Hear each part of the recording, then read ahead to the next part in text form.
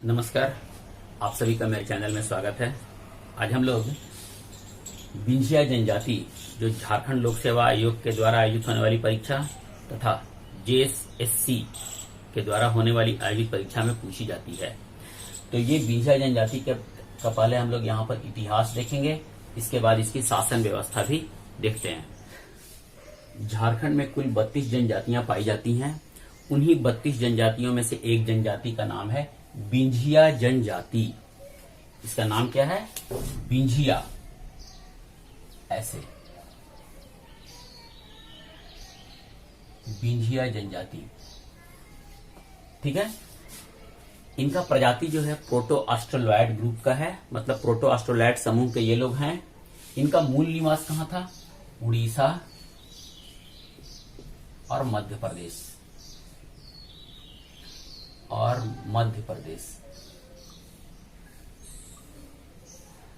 उड़ीसा और मध्य प्रदेश के विंध्य पर्वत, ये विंध्य पर्वत में पाए जाते थे। विंध्य पर्वत का जो इलाका था उसी इलाका में ये लोग पाए जाते थे। तो इनका मूल निवास कहाँ हो गया? उड़ीसा और मध्य प्रदेश का विंध्य पर्वत का क्षेत्र।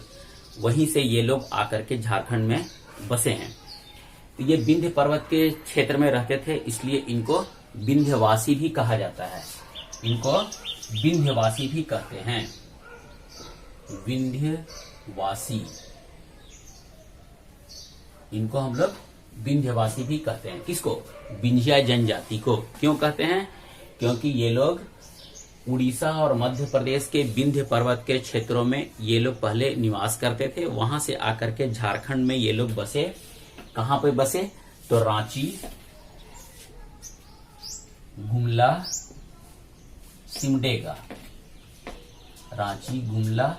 सिमडेगा, के क्षेत्रों में ये लोग आकर के बस गए। ठीक है, ये क्लियर हो गया। मूल निवास स्थान कहाँ है? उड़ीसा और मध्य प्रदेश के विंध्य पर्वत का क्षेत्र, इसीलिए इनको हम लोग विंध्यवासी के नाम से भी जानते हैं। झारखंड में निवास कहाँ है? ये मुख्य रूप से रांची, गुमला और सिमडेगा के जिलों में पाए जाते हैं, माने निवास करते हैं। इनकी जनसंख्या 2011 के अनुसार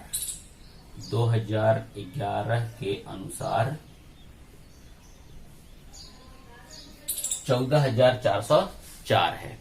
ये झारखंड राज्य की जो जनजाति की जो जनसंख्या है,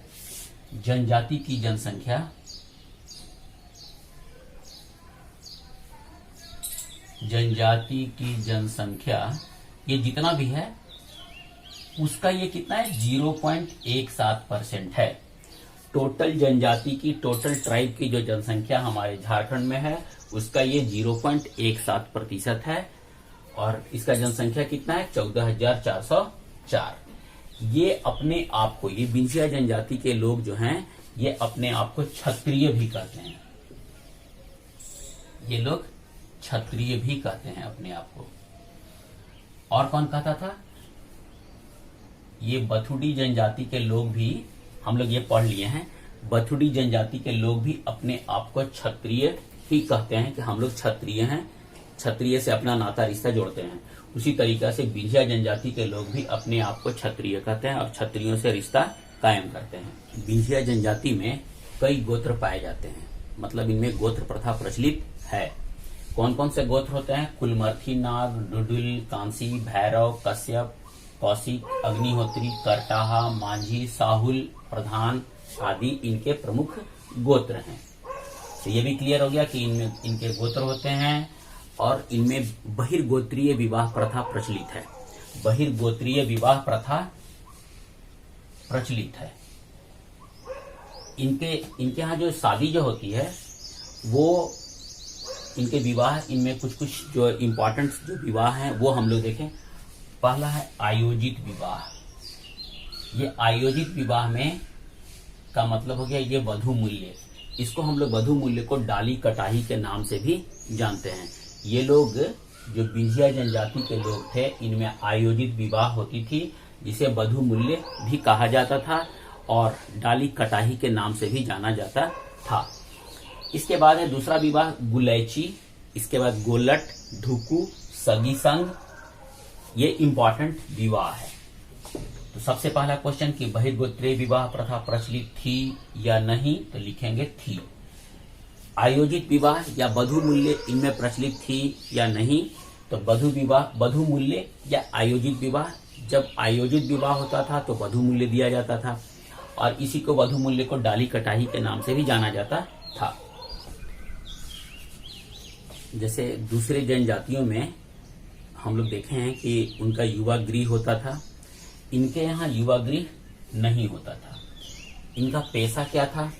इनका मुख्य पेशा था कृषि करना। क्या था इनका मुख्य पेशा? कृषि।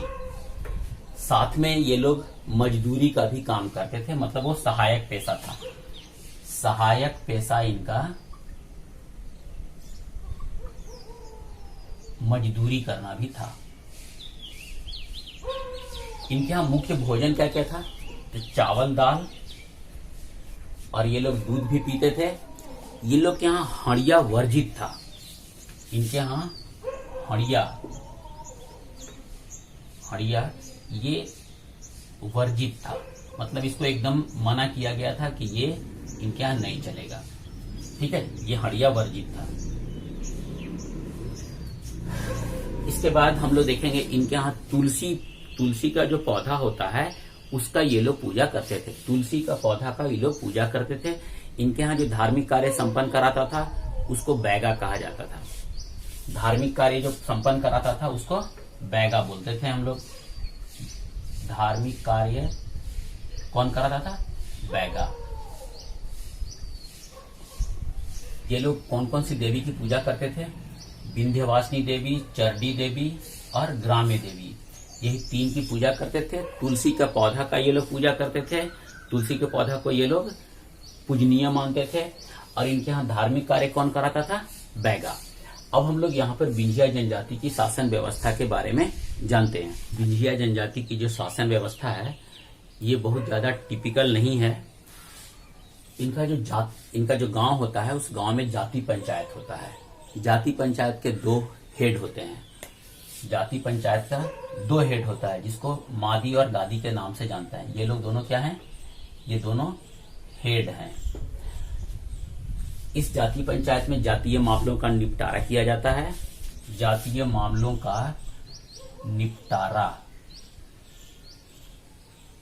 और इनके यहाँ अपराध की, जातीय मामलों में बहुत सा चीज आएगा। ये अपराध की श्रेणी में कौन कौन चीज आते हैं? अनैतिक यौन संबंध, गौमांस भक्षण, माता पिता के साथ दुर्व्यवहार, पर स्त्री पुरुष गमन, ये सारे के सारे ये अपराध की श्रेणी में आते हैं। अब हम लोग देखेंगे इन लोग को जो दंड मिलता था वो दंड तो शारीरिक और आर्थिक।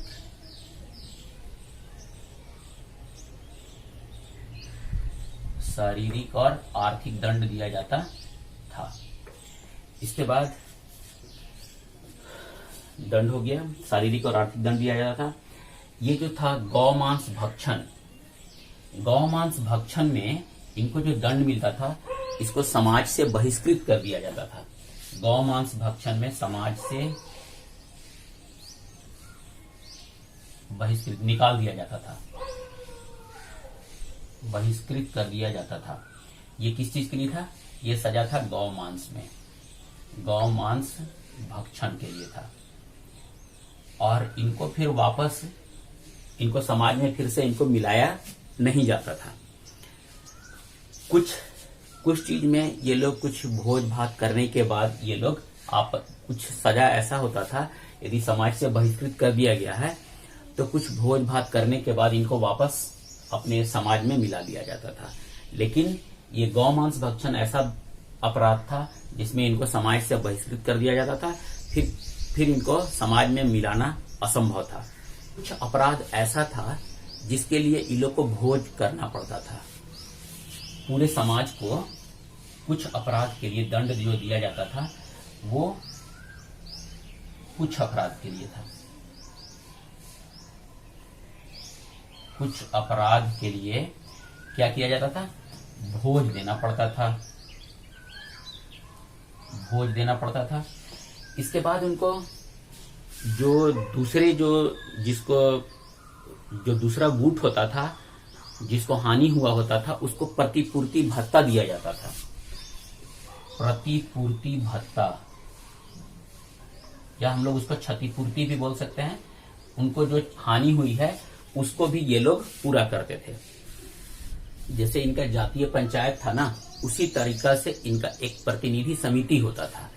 इसमें प्रतिनिधि समिति में कौन कौन लोग शामिल होते थे? प्रत्येक घर से एक सदस्य, प्रत्येक घर से एक सदस्य होते थे प्रतिनिधि समिति में। और इसका जो हेड होता था, इसको हम लोग बोलते थे करटाहा। ये इसका हेड हो गया। प्रतिनिधि समिति का हेड कौन हो गया? करटाहा। करटाहा जो निर्णय देता था वो सभी लोगों को मान्य होता था। करटाहा का निर्णय, इसका जो निर्णय होता था ये मान्य होता था। मतलब सारे लोग इसके निर्णय को मानते थे। इनमें राजनीतिक चेतना का अभाव था।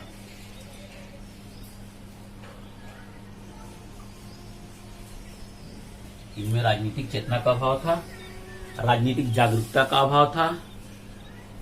और वर्तमान में जब हमारे यहाँ, जब झारखंड में जब पंचायती राज व्यवस्था लागू हो गई, तो इनका जो जनजाति का शासन व्यवस्था था ये कमजोर पड़ गया, लगभग ये समाप्त हो गया। और अब ये पंचायती राज शासन व्यवस्था से ही शासित होते हैं। आशा करते हैं कि आपको विजय जनजाति का इतिहास जो हम यहाँ पर जो बताए और उसकी जो शासन व्यवस्था हम लोग जो यहाँ पर अभी देखे वो अच्छा लगा होगा।